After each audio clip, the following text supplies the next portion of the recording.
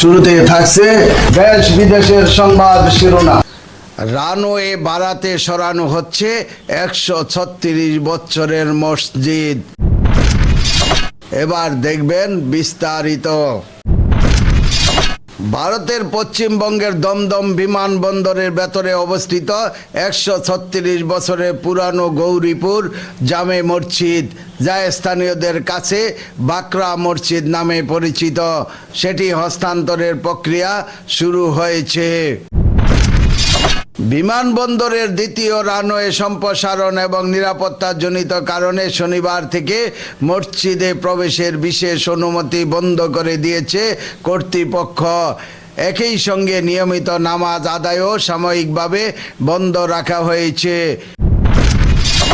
বিমানবন্দর কর্তৃপক্ষের দাবি, বর্তমান অবস্থানে মসজিদটি থাকায় দ্বিতীয় রানওয়ে সম্প্রসারণের কাজ দীর্ঘদিন ধরে আটকে রয়েছে। বড় আকারের উড়োজাহাজ ওঠানামার ক্ষেত্রে এটি একটি বড় প্রতিবন্ধকতা হয়ে দাঁড়িয়েছে। প্রধান রানওয়ে সংস্কারের সময় বিকল্প রানওয়ে ব্যবহার করতে গিয়ে নানা ধরনের সীমাবদ্ধতার মুখে পড়তে হয়। নিরাপত্তার বিষয়টিও গুরুত্বর সঙ্গে বিবেচনা করা হচ্ছে। দীর্ঘদিন ধরেই মসজিদ হস্তান্তর নিয়ে আলোচনা চলছিল, তবে বিভিন্ন কারণে তা বাস্তবায়ন সম্ভব হয়নি।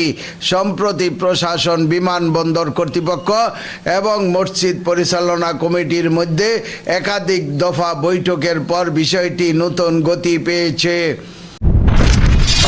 এতদিন বিরাটি মোড়ের থেকে বিমানবন্দরের 3 নম্বর ফটক দিয়ে পরিচয়পত্র দেখিয়ে সাধারণ মানুষ মসজিদে প্রবেশ করতে পারতেন। এরপর বিমানবন্দরের ভেতরে প্রায় 2.5 কিলোমিটার পথ অতিক্রম করে মসজিদে পৌঁছাতে হতো। শনিবার থেকে সেই বিশেষ প্রবেশের অনুমতি সম্পূর্ণ বন্ধ করে দেওয়া হয়েছে।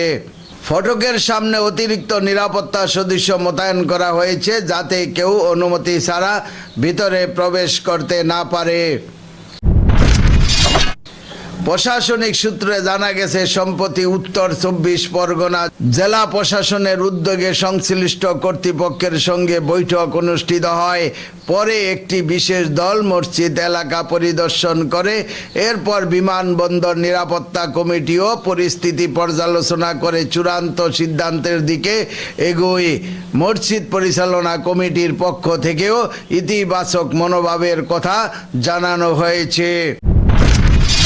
তাদের বক্তব্য, বিমানবন্দরের উন্নয়ন ও নিরাপত্তার স্বার্থে কোনো বাধা সৃষ্টি করার ইচ্ছা তাদের নেই।